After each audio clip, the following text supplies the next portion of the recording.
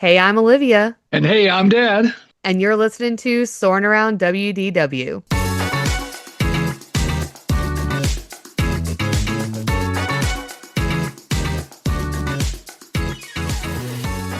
Happy Wednesday, flight crew. We are here again with another Parks of the Future episode, hot off the press for you all. For any new listeners, this is an episode where we imagine up either an attraction, restaurant, show, or in this case, a resort through our WED Wheel. Then we take it to the polls and ask you all to vote on a location for this idea to go or some other aspect of this idea. This week, we have worked hard on our idea to share with you all for a new Disney resort. We put up a poll on Instagram to help us narrow down what category of resort you all would like to see, and you all voted for moderate. This was not super surprising to me, and it was also a really fun category to dream up. Before we get into our ideas, I wanted to give a little bit of a background for those of you who might not be as familiar with the categories of Disney hotels, a history of the first moderate hotel, as well as a current list of the hotels that fall into this group and what you typically get with each of them. The current resorts that fall into the moderate category are Caribbean Beach Resort, Coronado Springs, both the Grand Casino Tower and the regular rooms, Fort Wilderness, and Port Orleans, French Quarter, and Riverside. In my head, when I was doing this, I really thought there were a lot more moderate spaces, but I guess that does really sum up the list. So, Dad, which of these resorts have you stayed at, and which was your favorite out of these? Along with you, I was very surprised at, I thought there were more moderate resorts also. I've stayed at the Port Orleans French Quarter and Riverside a few times actually, Coronado Springs, and of course, Fort Wilderness about six times with our motorhome. We've made that trip a number of times and really enjoyed it. Of course, I've enjoyed Fort Wilderness more than any other moderate resort, hands down, as you never even have to go to the parks to do so many fun experiences. You can bike ride. Most people bring a bike or they rent a golf cart or bring their own golf cart.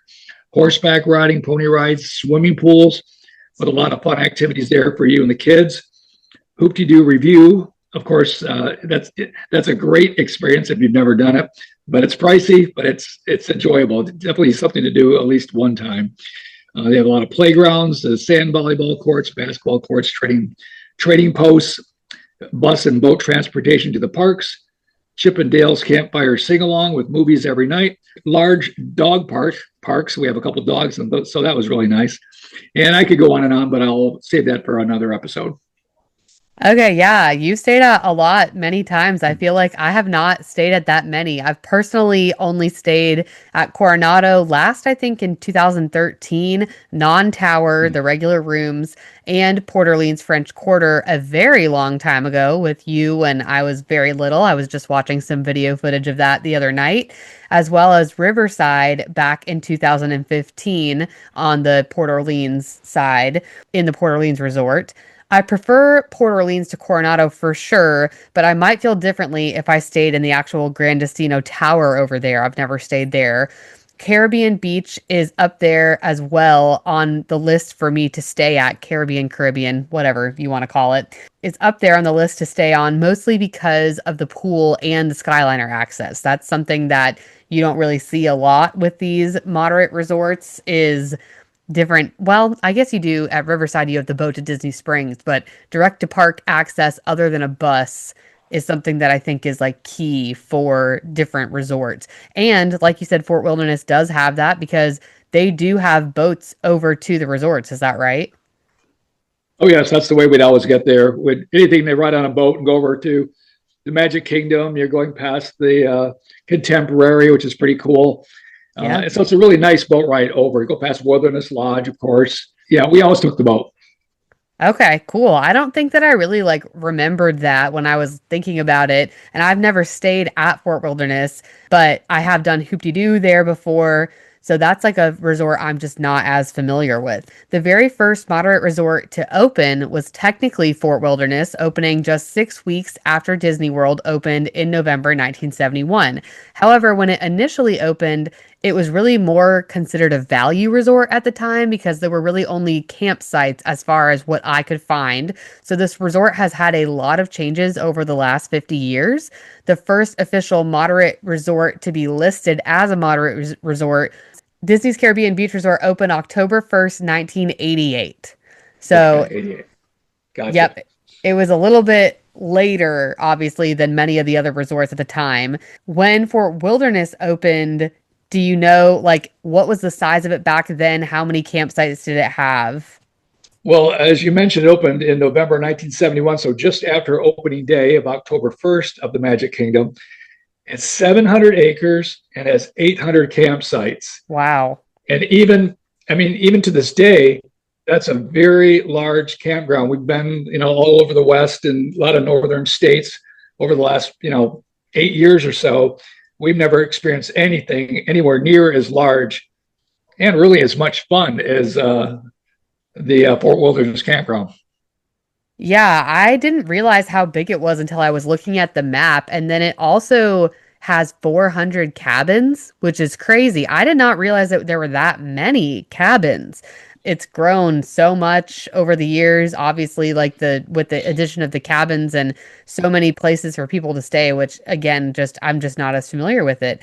And then Port Orleans French Quarter opened next in 1991, and we stayed there in 1997. Is that right? I think that's what the video footage was. It would have been like the spring after Regan was born. Yes, that was our second trip, our family trip to Disney, flying in from northern Michigan. And I remember the large water wheel at the Port Orleans Colonel's Cotton Mill food court. I remember Oh, having breakfast there before we went over to the Magic Kingdom. That was kind of a big deal. And yes, Regan was just a baby. yeah, that is so crazy. I definitely have a picture of us there in front of that water wheel with Regan as a baby that I will put up as TBT at Disney for this week.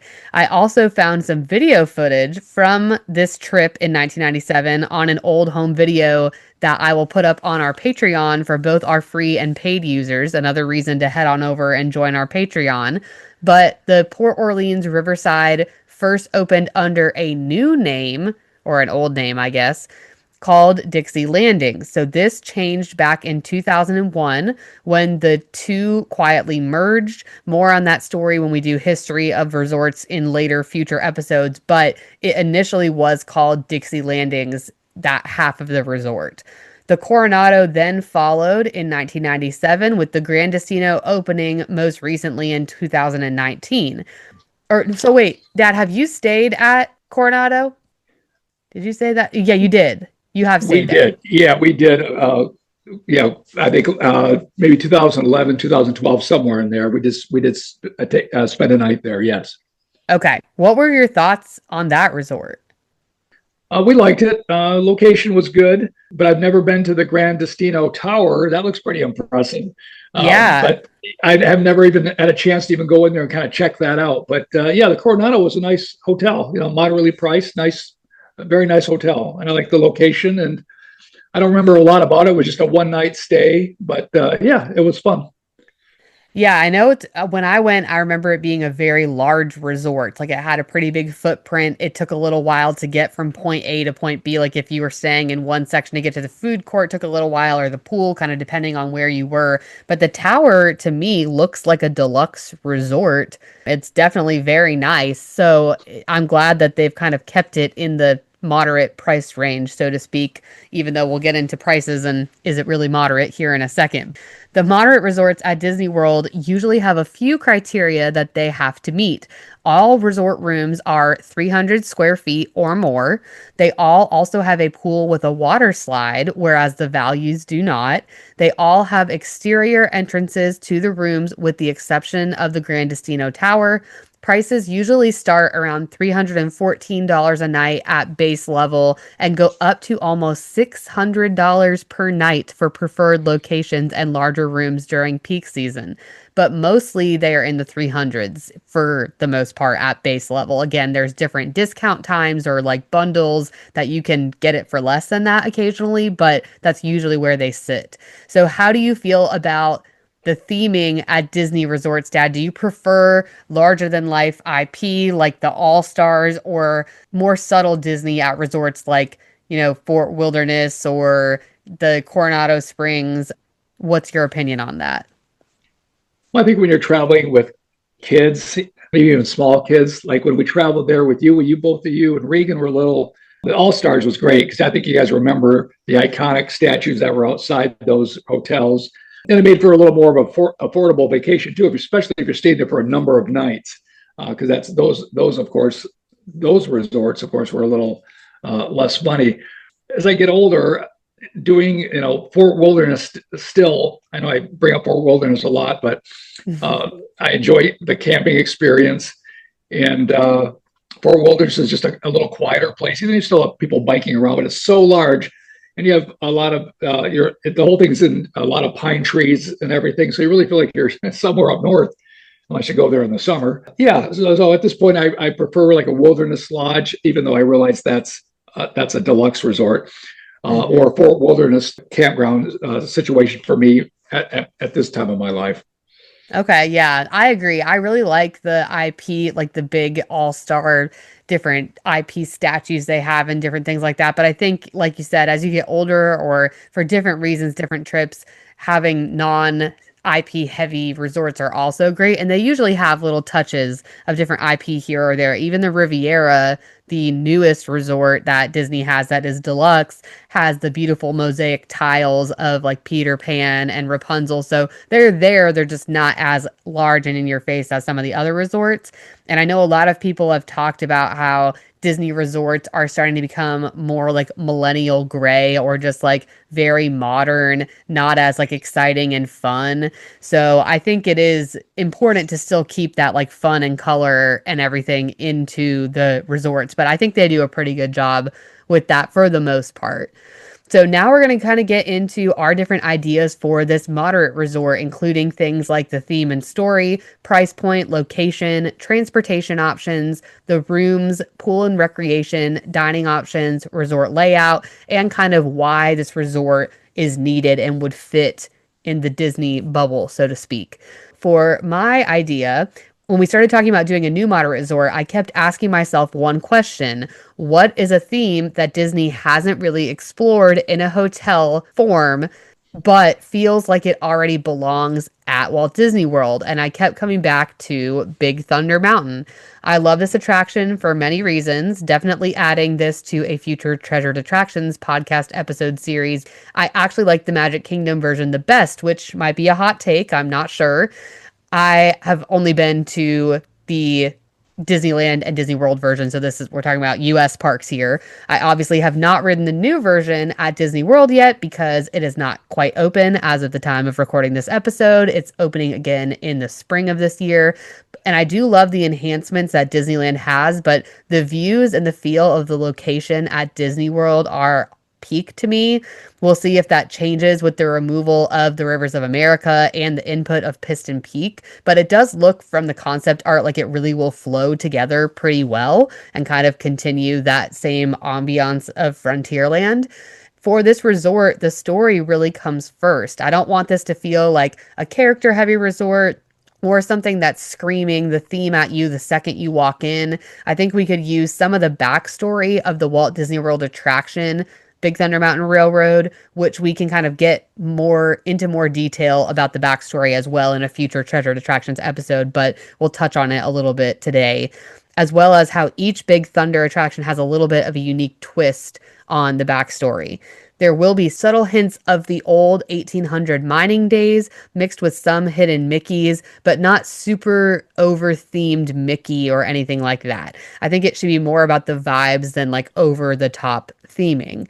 So that is my idea, but Dad, go a little bit into what your thought was for the resort that you dreamed up. Well, my idea and theme is short and sweet. My resort is all based on Walt Disney World nostalgia, not Disneyland nostalgia, Walt Disney World nostalgia. And I would call it the WDW Classic Resort.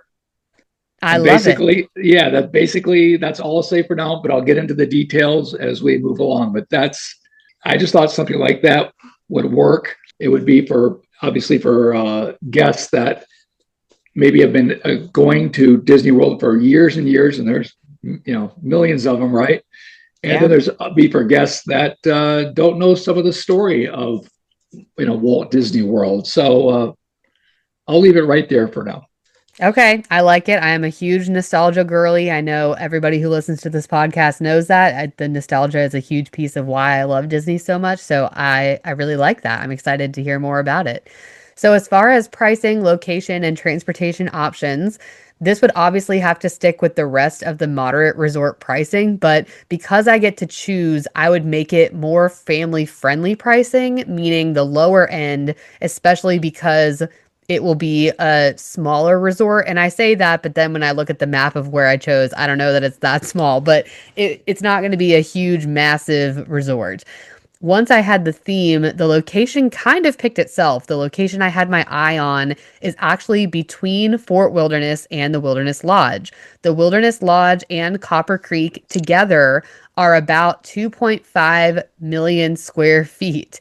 The space that I am looking at is about 3 million square feet. So the footprint is bigger, but the actual like resort space and like rooms, I think will be smaller from what I'm envisioning. This also gives us the opportunity to start smaller and expand larger as needed. That you could add like DVC or something else, or I don't know. We'll talk about that later too. This also fits with the outdoorsy and national park type theme that I'm envisioning since it's close to both Fort Wilderness and Wilderness Lodge, which really feed off of that. I'd want it to have a boat stop in addition to the other two resorts. Obviously, it would have a bus route as well. But before we get too much further into this idea, I know Dad had reached out to me saying, wait a minute, did you know that they're building a new DVC resort called the Lakeshore Lodge right next to Fort Wilderness? And I did know that this resort was going in near Fort Wilderness, but I kind of forgot about all of the backstory surrounding it. So I wanted to share a little bit of that here for those of you who are not as familiar, real quick. Walt Disney World is quietly reshaping that northwest corner of Bay Lake with the development of its newest resort called Disney Lakeshore Lodge, which is a massive nature-inspired resort rising on the former site of the River Country Water Park. Originally, it was announced way back in 2018 as a resort called Reflections, a Disney Lakeside Lodge, and the project was paused, obviously, because of the COVID-19 pandemic. So, as many things at the parks were, only to reemerge in late 2024 under a new name and renewed momentum. Now it is projected to open in 2027, so next year. They haven't said exactly when next year yet, but Disney Lakeshore Lodge will provide a revealing blueprint for what Disney envisions for this next wilderness adjacent resort district. So, Disney Lakeshore Lodge will be a 10-story mixed use resort with approximately 900 rooms. That is crazy. Combining traditional hotel accommodations with Disney Vacation Club villas. That makes it one of the largest new resorts at Walt Disney World and the largest resort they've built in decades, comparable in scale to both the Grand Floridian and larger than the Polynesian and Contemporary. It's going to be larger than those resorts. Geographically, the resort will occupy a highly sensitive location because it will sit right where kind of we're talking about between Wilderness Lodge and Fort Wilderness. I'm going to post on Instagram and if you're watching on YouTube, kind of a picture here. But I will kind of share my screen with Dad so you can see what I'm looking at here. This is kind of where we're looking. So on the left-hand side here is Fort Wilderness. In the middle is where I'm looking to kind of put my resort. And then up here in this space is where the Lakeshore Lodge will be. So where I'm looking is still separate from this Lakeshore Lodge resort, so to speak. This is directly bordering Bay Lake. It towers over Pioneer Hall at Fort Wilderness, which I think is a huge disadvantage and really will ruin some of the ambiance of Fort Wilderness itself. It's very visible from Bay Lake, Wilderness Lodge, and the settlement area of Fort Wilderness because it's so massively huge. And unlike Wilderness Lodge, which remains visually buffered, Fort Wilderness will be dramatically affected, like we just said. The proximity is closer than many comparable resort adjacencies on property, making Lakeshore Lodge a really dominant presence on what was once a low profile, kind of forested zone.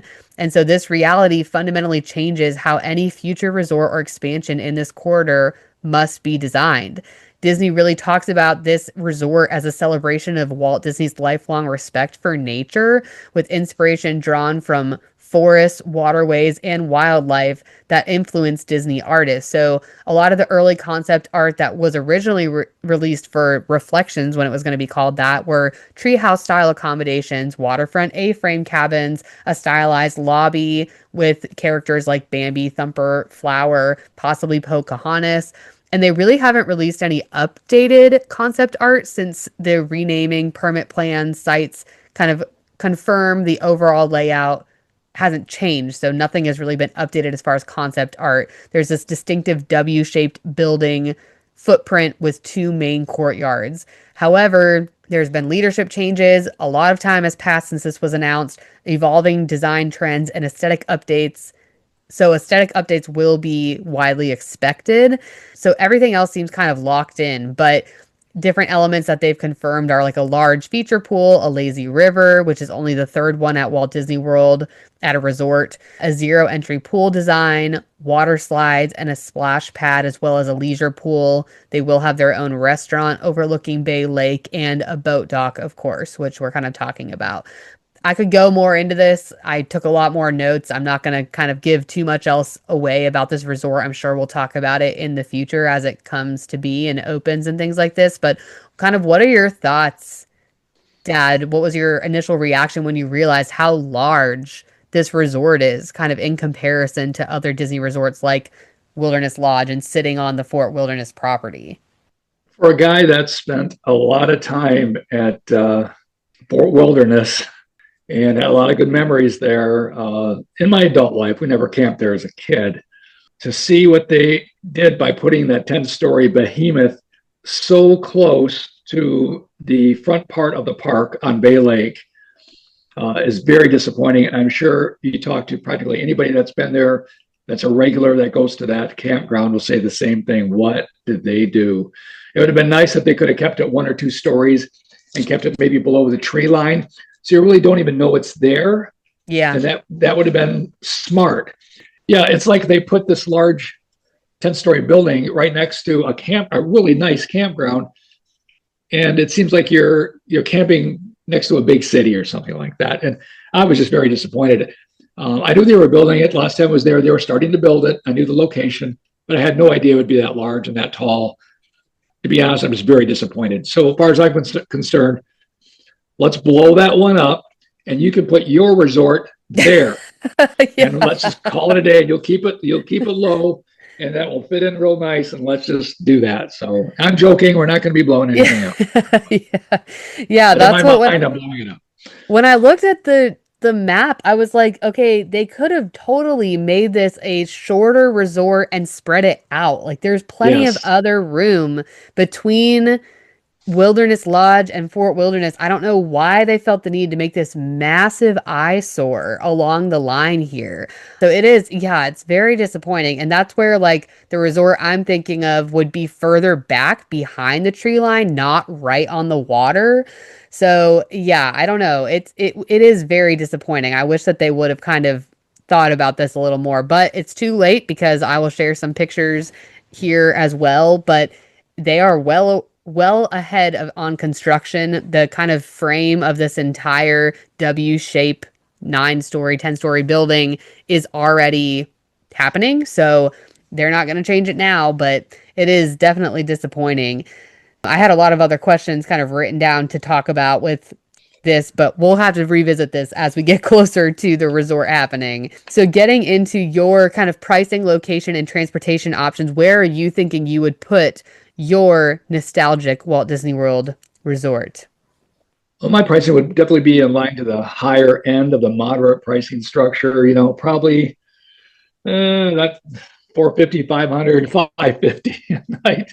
Yeah. And the big reason why my location would be right on the Walt Disney World monorail line. and there's still some property available. I know it's getting real congested and real busy, a lot going on there, but I thought that would be a good way to since the monorail is so iconic with Disney and Disney World, and my resort is tied into all this nostalgia. It has to be on the monorail line. So, and I love riding the monorail. You know, you can, as we all know, you can hop on that and go visit all the resorts, go to the Magic Kingdom, go to Epcot's. It's wonderful. Of course, bus service would be available as well as boat transportation to the Magic Kingdom and Fort Wilderness and other on the water resorts. And again, being located on the monorail line is a big reason I just have to have that higher price. So that's where I like to have it. Okay, I like that. Yeah, I'm going to show you kind of when I was looking at the map, two different spots that I thought might work well for your resort. This spot kind of to the left of the Grand Floridian, that could be a good spot. And that also now is all a walking path. So you can actually walk from the Magic Kingdom to the Grand Floridian. We've done it. It's pretty long. We actually walked all the way to Ticket and Transportation Center per Regan's suggestion. It was a very long walk, but or over here, kind of on the other side of the Contemporary, that wouldn't have the walking path access, but could have both the monorail right behind it there and boat access, obviously. So I think both of those would be really good options. Is that kind of what you were envisioning, one of these little spots here? Yes, where you have the yellow lines there, that's kind of where I thought it might fit real nice. You wouldn't be, like you said, you wouldn't be able to walk there, but you can just jump on the monorail and away you go, or take a bus or what have you to get over there relatively quickly. So yes, Okay. it works. Yeah. Good. Perfect. Very nice. I like it. And I like having a moderate option on the monorail line. I think even if it's the higher end of moderate, being able to have a resort that is a little bit more affordable with monorail access. And people are going to say, oh, well, that's why they're deluxe because they have monorail. Well, there is a moderate resort option on the Skyliner as well as values with Pop Century and Art of Animation. So I totally think this is doable. I think it would be really cool to see. So as far as rooms and resort layouts for my resort, I would really want this to offer similar things to other moderates. So standard view, nothing special, sometimes a parking lot, a premium or pool view. I would also want to have some fifth sleeper rooms since those are very popular now. They have, the two double or queen beds and then that little fifth sleeper that pops out from the wall, usually best for a kid, but still great options. And the room decor, I think, would be subtly Grand Canyon-esque, working with orange, yellows, browns, and tan color schemes, prints of like Arizona and Western national parks on the walls. I do really like the Murphy pull-down bed. That's been extremely popular at other resorts, so I think that would be included. Obviously, no carpet, hardwood floors. That's kind of basically the direction they've moved now. The square footage, because I'm dreaming it up, I want it to be on the higher end of the moderate resorts. And as we talked about earlier, usually they start in the 300s. So let's say 375, which is what the rooms at Grand Casino Tower are. So even though I want a lower price point, I want bigger rooms. And I can do that because I'm the one thinking about it. But a lot of these resorts kind of look similar in layout. This one would probably be pretty similar to like sections of the resort named after different things. Like over at the Caribbean Beach Resort, I know they have like different names of places that represent like, Jamaica or whatever is like a certain section of the resorts. And I do think I didn't have this exactly written out, but now that we're talking about it, it would be limited to 2 stories. The one thing that I know a lot of these moderate resorts like I actually don't know if this is true for Port Orleans. I'd have to look it up, but it's definitely true for Caribbean Beach and for the Coronado Springs, I believe. From what I remember, they don't have elevators to the second floor. So if you want a first floor, you have to request it, but mine would definitely have an elevator. Pop Century does. I just think lugging strollers and stuff up the stairs is absolutely ridiculous. And a lot of people don't have cars when they come to the parks. They rely on transportation. So there's not a place to like store their stroller other than their room. So I would put elevators in it, but I would still limit it to that 2 story model. I wouldn't necessarily go higher than that. Maybe 3 stories, but definitely not more than that. So that's kind of my thought there. What are you thinking as far as your layout and rooms? Well, I would approximately have 600 rooms, and make it on a smaller size of the moderately priced Disney resorts. I want it a little bit smaller, but I would like to have it no more than 5 stories high, and it would be one main building. One thing that drove me nuts at a lot of the Disney hotels are the ones where you'd have to walk outside and walk a long ways just to get to a bus. If it's raining, which in the summer and fall, as we both know, Yeah. it can rain. It can be, gosh darn, torrential rains, right? So even with an umbrella or your Mickey poncho, you're still getting soaked, right? Yeah. Yep. So mine would definitely just be all in one building.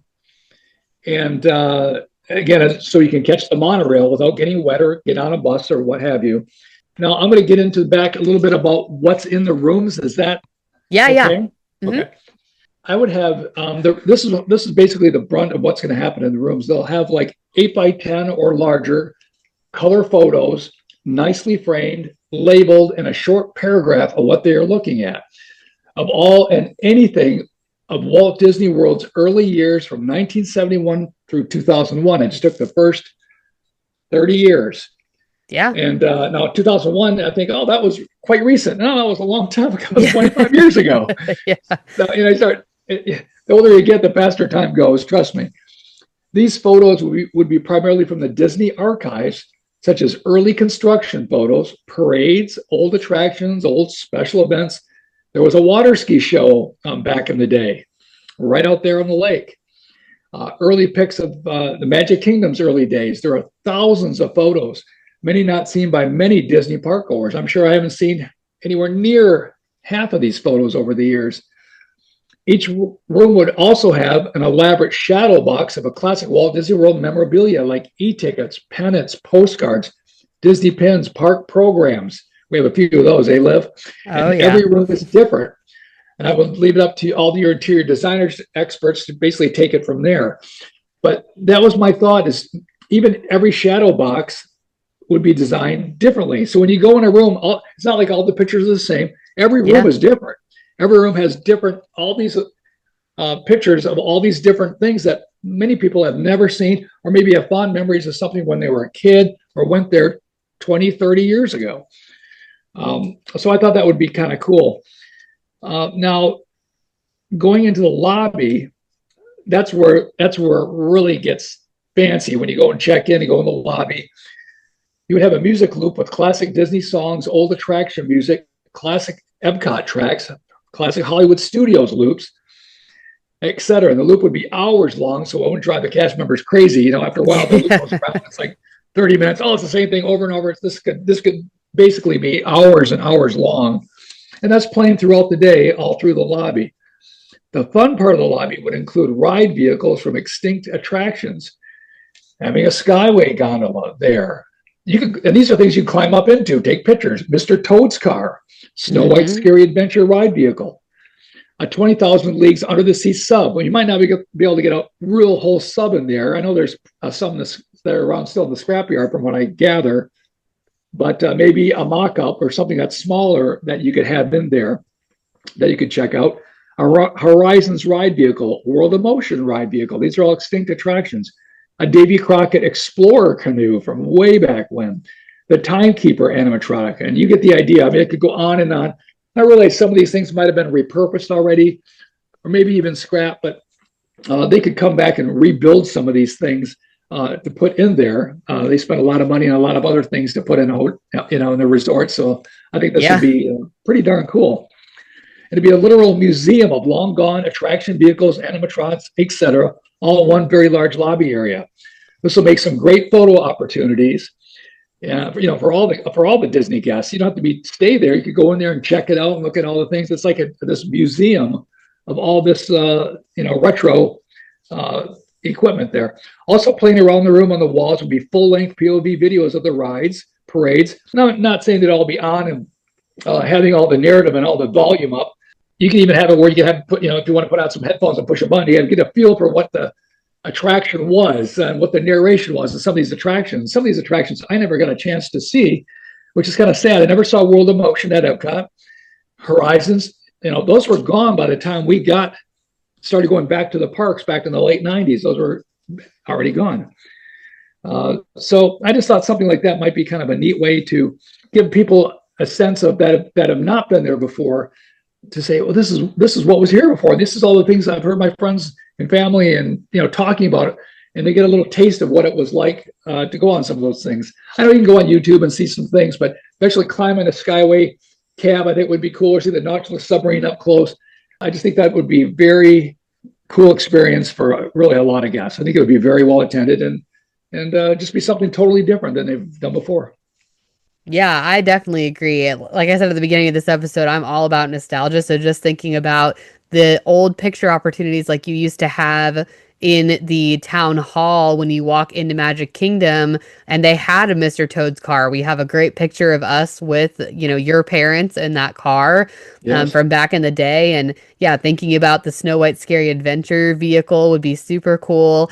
And even if you couldn't fit it all in the lobby, maybe having it kind of different spots around, like the 20,000 Leagues vehicle in different spots, like on the outside of the backside of the resort or something that would be cool for people to be able to climb in or see. That could be really awesome. So I definitely agree. I would love if they had a great movie ride vehicle, but I know that's a larger vehicle and pretty much what they kept at the Mickey and Minnie's Runaway Railway. But yeah, very cool. I like that idea a lot.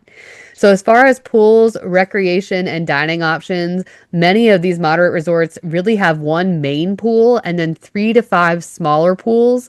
I'm going to say for mine, I would want one main pool and then 4 smaller pools throughout. The main pool, I kind of envision with a splash pad type area for younger kids off to the side that is fenced, which is perfect for parents who don't want their little ones stealthily sneaking off to the main pool without their knowledge.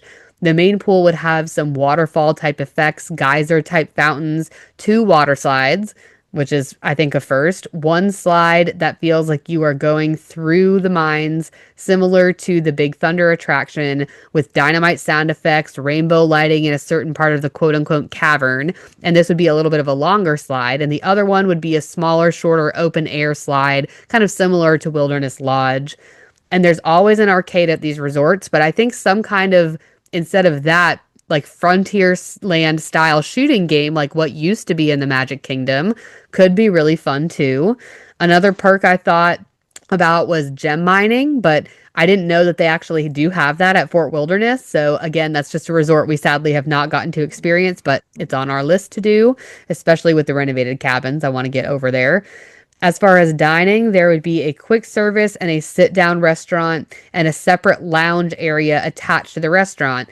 There is a character named Barnabas T. Bullion, and that is the name of the man who the backstory kind of takes place around. So we could have like Bullion's Saloon or something of that nature for the restaurant. The quick service, I think, would be something like what's offered at Fort Wilderness, like burgers, chicken, hot dogs, and it would also have breakfast offerings for that. That would obviously open pre-rope drop for a quick breakfast. So, Dad, what are your pool, rec, and dining ideas? Well, for pools, I thought having one large pool with some sort of tube slide would be fun. It's pretty common at most of the moderate resorts, as you mentioned.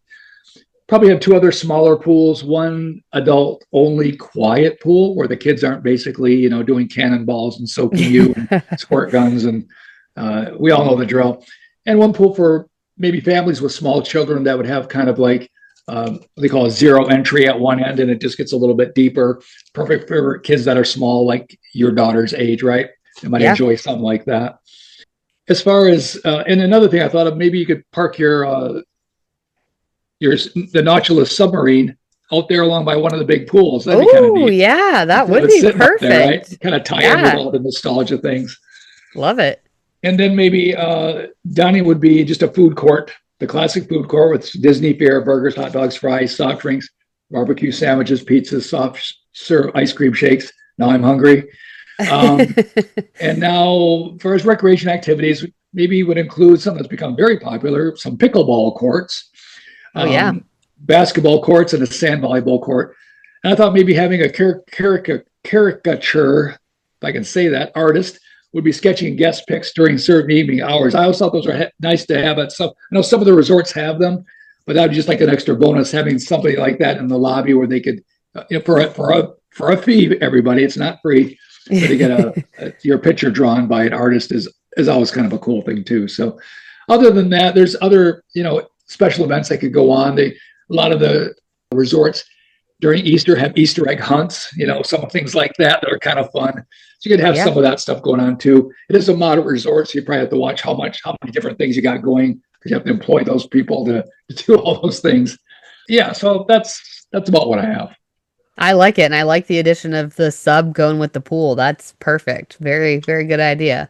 So, what problem does this resort solve, and who is it best for? So, for mine, I really feel like it helps fill that empty space that is kind of between Wilderness Lodge and Fort Wilderness. And I know that the empty space that's between those two spaces, the Fort Wilderness and Wilderness Lodge, gives the ambiance of you're in the woods and the forest, but there's still plenty of forest. I'm not taking it all out. It's a pretty big empty space, so to speak, that you could utilize and still keep the tree line.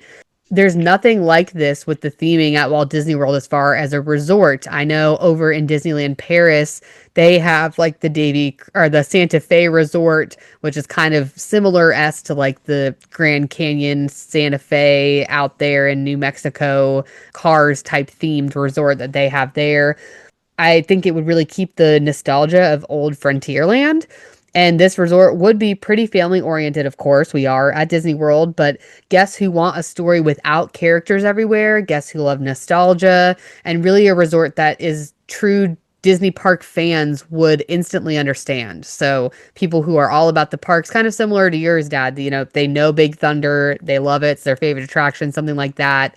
And it is like subtly themed there with that Frontierland Western type thing.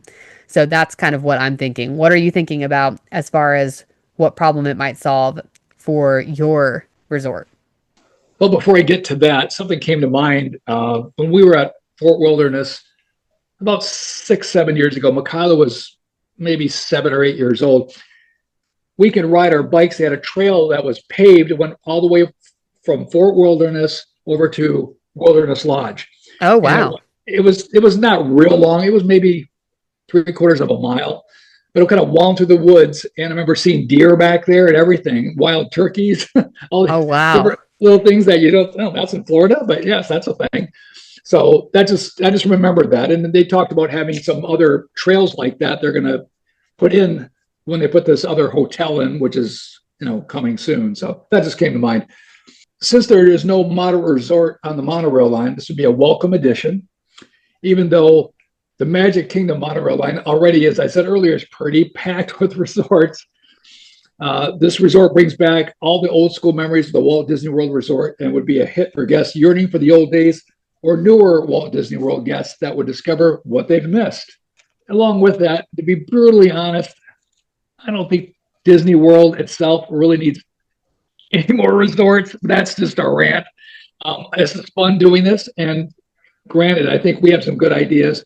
Olivia, I think your idea, I want to stay at your resort right now. So let's get this built. Well, It just sounds like a lot of fun. It's very well thought out, and it's, the old Western theme really works for me. Short of that, I always wonder why they just keep building more and more resorts. I guess they're filling them up because people are still spending the money. But I'm sure they'll get to a point where they'll probably hit the brakes, I hope, because it's getting pretty full. So anyway, that's just a little rant that I have.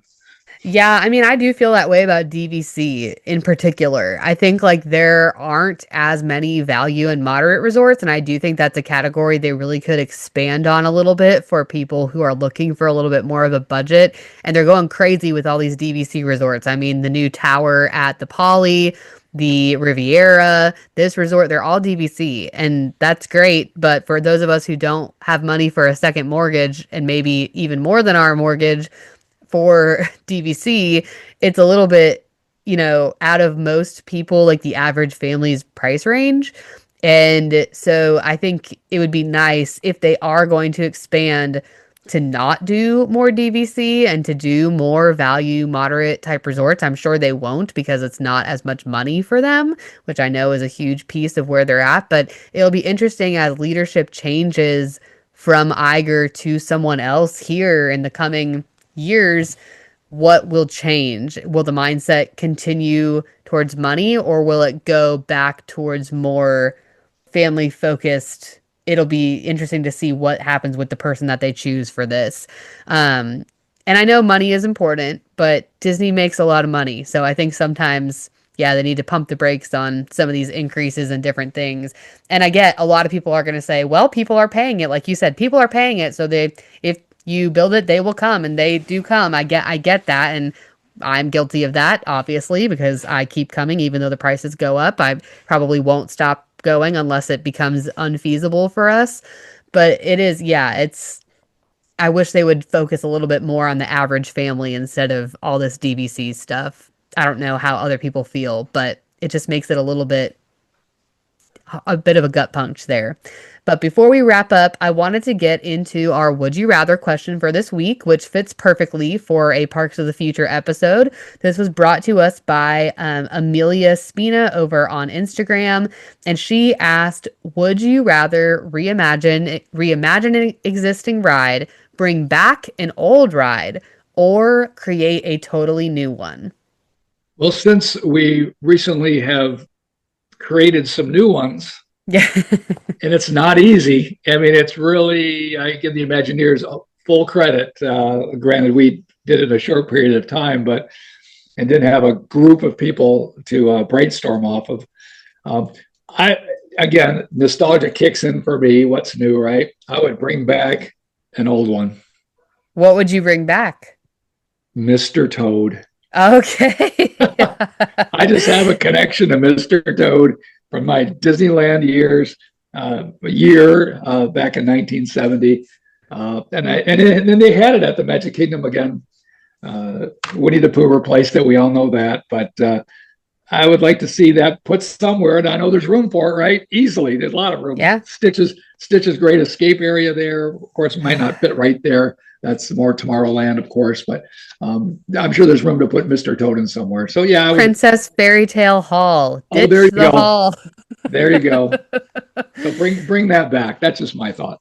Okay, yeah, I love it. I know I was watching that old home video, and we panned too quickly. I need to go back and watch, but you were panning through Fantasyland, and like Snow White was still there, and I'm sure Mr. Toad was right there around the corner, but you couldn't quite see it from the angle you were filming at. But I was like, oh my gosh, it's right there. And I still have to get that old VHS tape out that I'm pretty sure Toad is on, and get that transferred. But yeah, that's a great ride.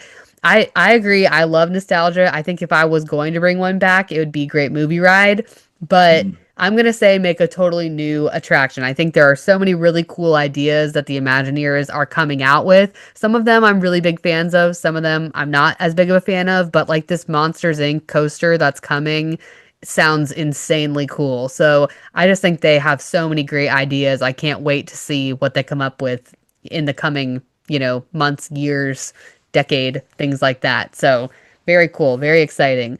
Well, one of the things I love about doing Parks of the Future is that it really reminds me just how much storytelling really matters at Disney. It's not just in the parks, but in the places where you start and end your day, like at the resort. And a resort like this isn't really all about being flashy or groundbreaking, but it's feeling like it kind of has always belonged here. And that's what makes this so fun, imagining what Disney could build next while still really honoring what makes the place feel timeless. And so we'd love to know what you guys think out there. Would you stay at these resorts? What would your version of a new moderate resort look like? Let us know over on Instagram, in the comments here, wherever you're listening. Wherever you listen to the show, email, anything like that. We'd love to hear your thoughts.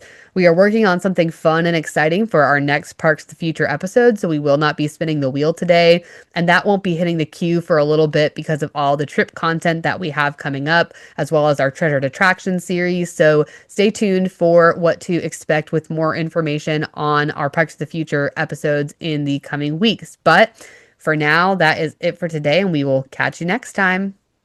See you next week.